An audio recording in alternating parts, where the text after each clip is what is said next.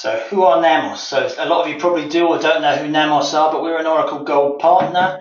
We've been around for quite a few years. We're experienced bunch of people that have been around the Oracle world for quite some time. We've all got lots and lots of experience in Oracle. I personally have been in the Oracle world for over 30 years, and a lot of the other guys have been around for a long time as well. The strap line at the bottom is big enough to deliver and small enough to care is what we're really about. So we're not a massive organisation, we're quite small, but what we do is we deliver and we make everybody happy with the services that we deliver. In terms of some of our services, we've won lots of awards from Oracle and from the UK OUG. So we've won lots of awards, Partner of the Year awards and Oracle awards. So we're experienced and we know what we're doing. In terms of these are some of our references. Oh, where have we gone? Sorry. These are some of our references that we've been on. So you'll see we've had lots of experience across lots of different types of accounts and implementing Oracle solutions across all different Oracle products. So now I'd like to hand over to Jenny, who's going to tell you all about the Reading experience. We'll just swap in the screen. By the wonders of modern technology. Yep.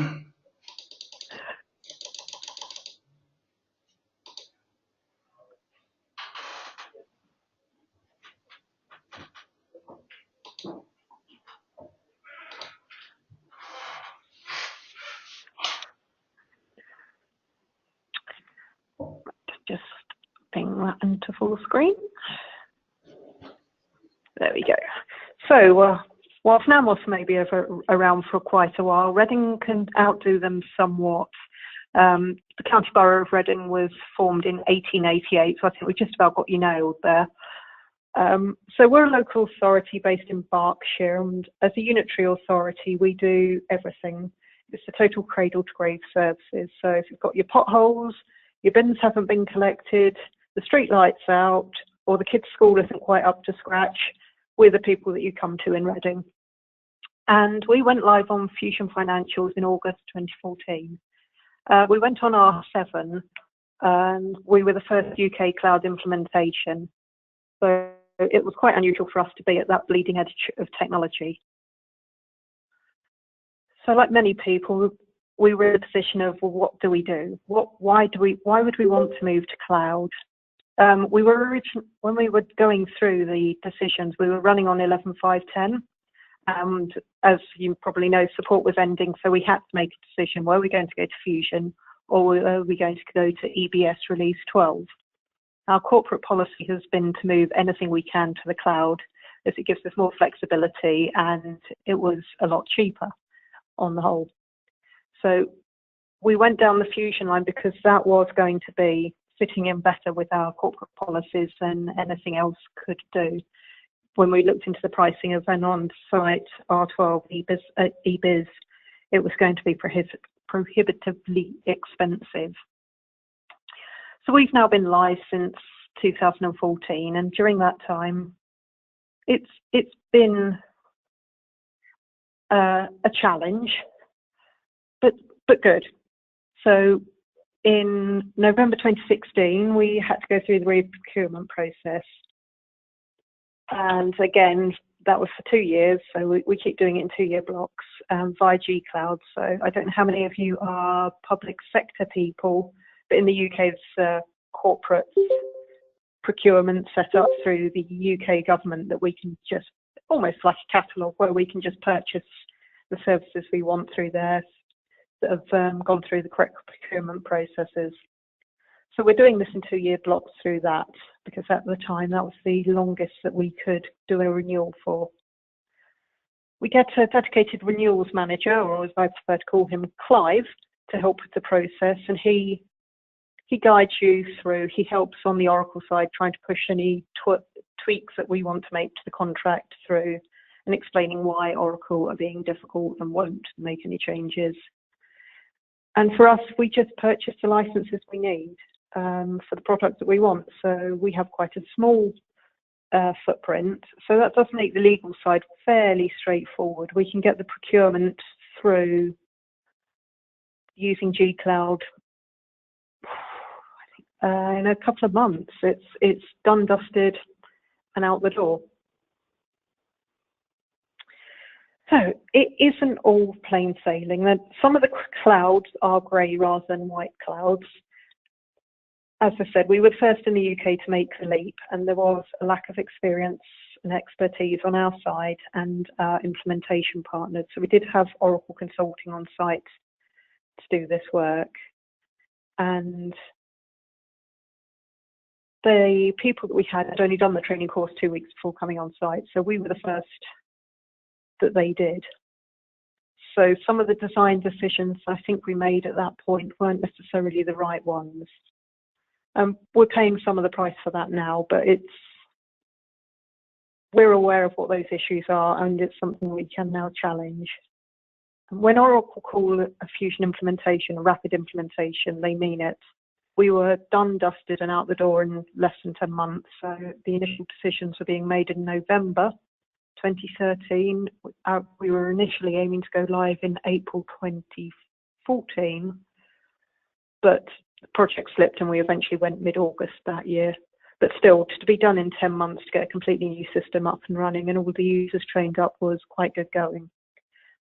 And for us, there were a lot of new functionalities that were never present in 11i that we had to get to grips with and really understand. So the tax engine and roles, which are present in eBiz 12, were completely new to us. So these were understanding what that functionality was and trying to see how that would fit with our current business was very difficult. And unfortunately, what we attempted to do was to lift and shift what we could do in eBiz to Fusion. And anything that you take from this presentation, my word of advice is don't do that. It's not a lift and shift, it's a re-implementation, and you really need to treat it as such. Another major change for us from being on eBiz was the number of service requests that we put in. Because on eBiz, if we put in a service request, it was a big thing. But as hopefully you can see from this graph, we've been putting in an awful lot of service requests. So we were, for our CPR1, our initial pilot, we put in over 120 service requests in one day. I believe during our total testing period, we did set a new record for Oracle, which they weren't entirely happy about. But over time, the number of service requests that we're putting in is decreasing. We always get a spike whenever we get an upgrade and there's new things that we need to be doing. But it's working quite well now, and we're down to the small teams for each upgrade. Some of the major challenges we faced have been around our culture. So as a local government body, we're quite resistant to change. People aren't used to being at the cutting edge of technology. And there's quite a lot of the mindset of doing processes in a certain way because that's the way we've always done it. If you really want to push it, we have always done it that way since 1888. Why do we want to change it now? But Fusion for us was a big leap in that we were going to change. We needed to change. We needed to move the organisation on, and moving over to the cloud was going to help us do that. Another one of our issues is that our procurement function is highly devolved. So anyone within the organisation, if they have the right level of access, can raise and a separate person can approve requisitions. So we have people in our care homes who have to raise requisitions for the food bill for the care home for the week. So we're not getting the best out of the system in that way. So it's very much designed for a central procurement function. And that has now become a major priority for the organisation to put in. We also have problems with people who aren't adhering to our Procuretopay policies. So it's always amusing for us when I used to be an accountant. So it was quite amusing for us that our users could always raise their invoices, raise their requisitions rather, to the penny that the invoice had come in. And we could never work this out. And you sit down with them and then you realise that they're raising the orders for exactly the right amounts because they've got their invoice in their hand when they're raising the order. So Fusion's really let us shine a light on some of these behaviours, and in a little while I'll show you a report that we've done that's helping us change that behaviour. there's always been a tradition of quite a paternalistic finance function. So finance know what's best for you and will help, and we will basically do the hard work for you. And some of what Fusion's trying to change is the organisational culture behind that, to move it away to more of a self-serve model where budget managers are having to take responsibility for their own budgets. And because up to now, if it's had a pound sign in front of it, they've pretty much washed their hands of it and gone, oh, no, that's finance, can't do that.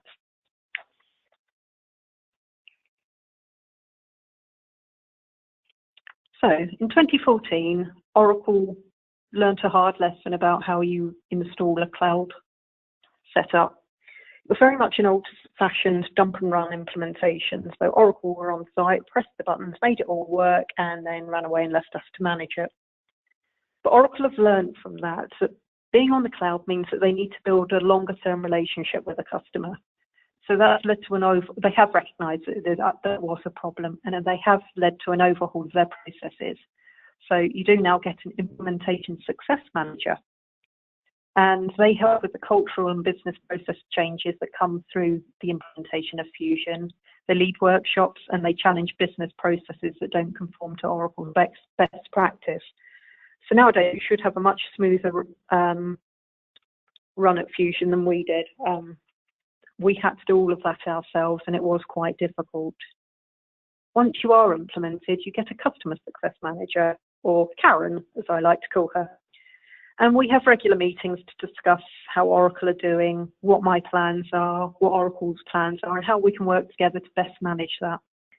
And she's our voice within Oracle, and I'm quoting directly from Oracle there.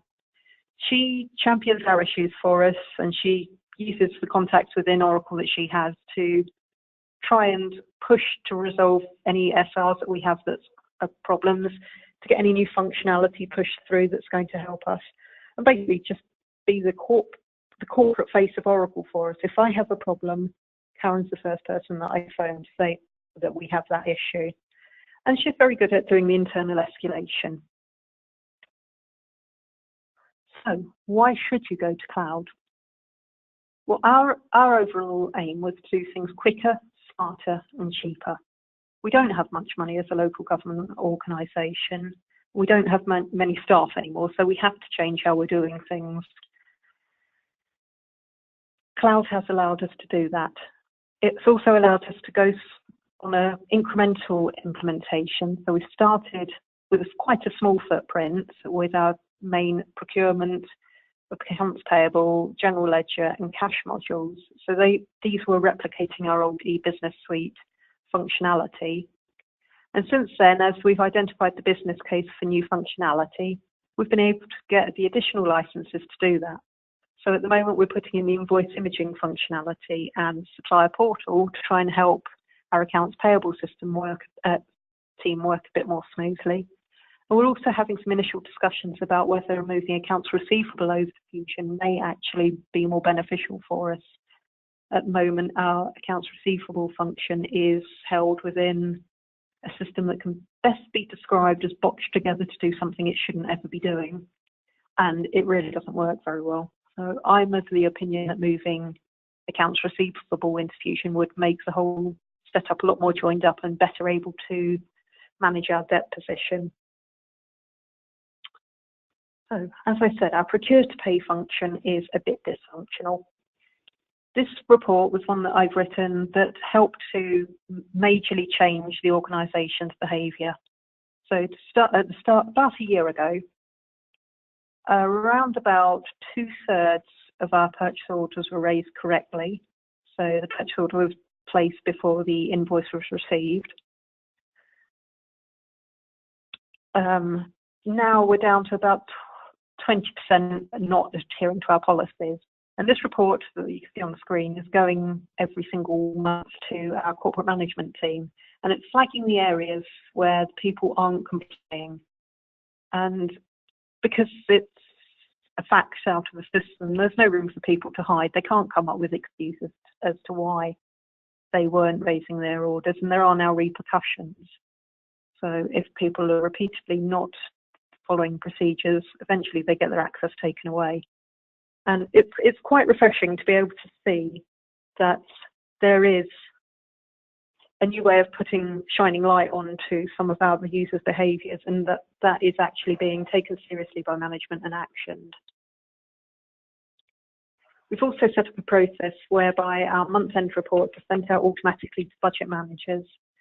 So it requires a small amount on the part of my systems team to manage the list of our managers and set up the job each month.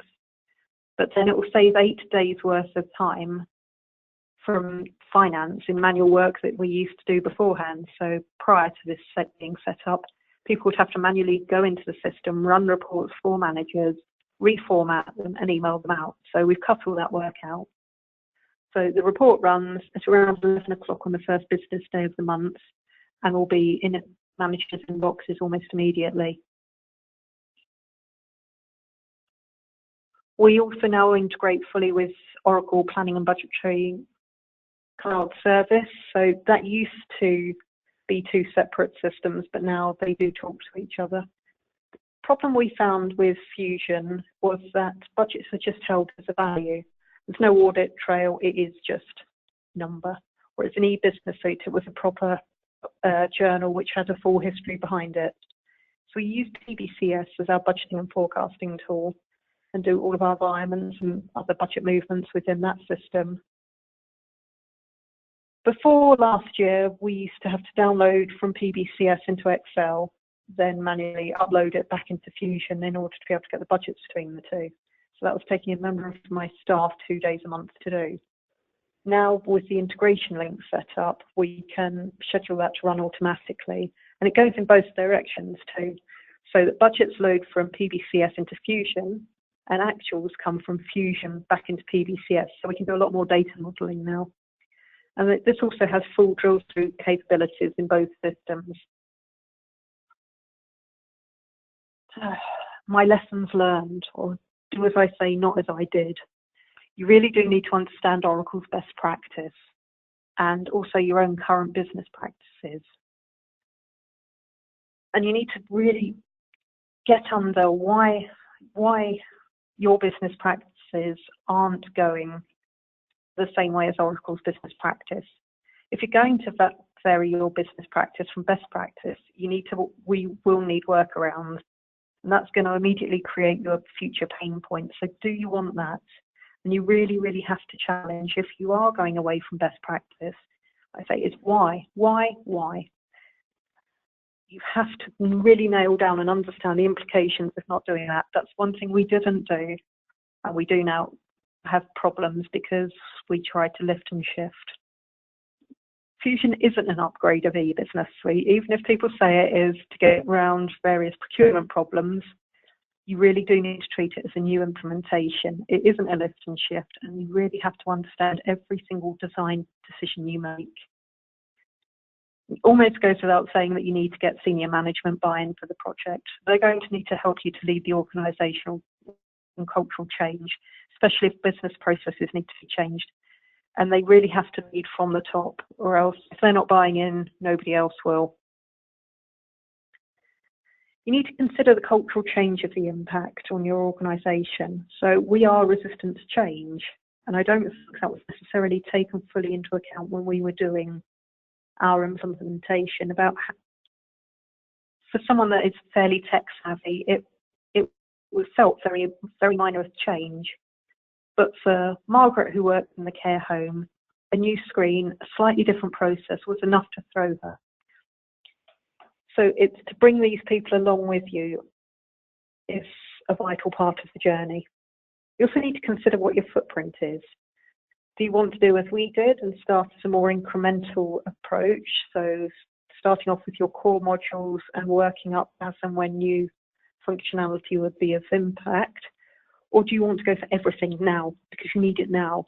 I think Oracle have built it that you go for an incremental approach, but I do know there are quite a few large government bodies now who are going big bang on this. And the other thing I'd say to remember is that go live is only the start of the journey. It is cheesy, and I know people cringe when I say the cloud journey, but it is. You aren't going to be staying still. You get regular upgrades and new functionality coming through quarterly now. So you're never standing still. There is just always a new development, unlike on old on-prem systems. So I have a number of future projects coming online. We're going live with our supplier portal, and we also have a big organisation change coming at Reading with the children's company, where we're spinning off our entire children's services section over to an arm's length company. There's also a big question of big reorganisation here within finance, and how best should we be supporting managers. A newer thing that's come on in the last 6 months or so is what can Reading do to help develop what we consider to be missing Fusion functionality. And this is where the chaps at Namos come in. So I don't know how many of you are familiar with this, but the construction industry, if I can get my teeth in, construction industry scheme is an HMRC scheme that covers any people that you've contractors working for you. So plumbers and electricians and the like, who may not necessarily want to pay all of their tax over to HMRC. eBusiness Suite had a functionality where CIS could be calculated within the system and you'd get a report out at the end. But Fusion can't do this, and Oracle have told us and Namos that there are no plans to do this. They consider it to be a local quirk, and they don't feel the need to develop this for UK customers. So at the moment, what Reading are doing is we manually input the invoices into Fusion, and then we manually input the same invoices into an Excel spreadsheet. Then we calculate our CIS. Then we manually submit it over to HMRC, which isn't necessarily doing things quicker and smarter. So Namos identified that there was a problem with CIS, and these discussions go back quite a while. And I know I was approached by two shady-looking chaps at the Oracle conference saying, I believe you've got a Fusion environment, would you like to have a look at this? So, yes, anything to make my accounts payable manager a little less grumpy, that's good with me. So we had them come on site to do a demonstration. And their solution is going to allow accounts payable to perform all the actions that they need to do to comply with CIS within Fusion itself. And it's going to automatically calculate our return, submit our return, and it's going to save us days worth of manual work a month. It's also going to help us reduce the risk of duplicate payments and missed deductions. Because if you don't get your payment in on time, there are huge fines. And yes, Namos have been really good, really proactive with helping us to design and construct this. And I have a happy accounts payable manager, which is a rare and scary thing. That's all I've got.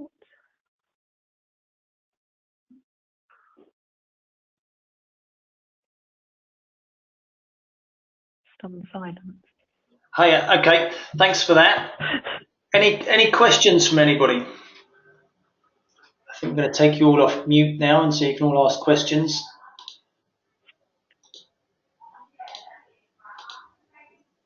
Yeah, you're all off mute. Ah. Fire away.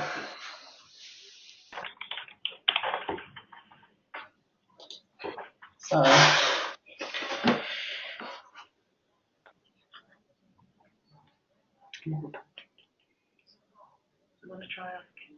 there's one question there on the what reporting tool do you use? Yep. Fusion has all of the reporting tools that we need built in out of the box. So we've Financial Reporting Studio, which produces the old FSG type reports, OTBI, which is a Discoverer-esque type reporting software, and BI Publisher, which does very much the same sort of transactional level, but in far more detail. That's the bulk data output. There's also SmartView, which is an Excel add-in that the accountants quite like, which allows them to slice and dice the information as they want. And how did you find OTBI to use? Very straightforward. I'm not a programmer, I'm an accountant by trade. So I had some very basic training from Oracle, and then Google was my friend. I managed to pick it up very easily. It's not difficult to use at all. Does it come with seeded reports, did you say? It does have some seeded reports, yes, but we don't tend to use many of those. Okay, thank you.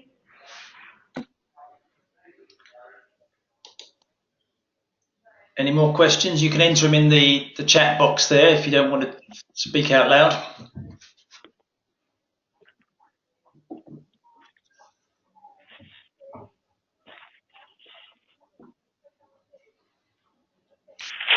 No more questions?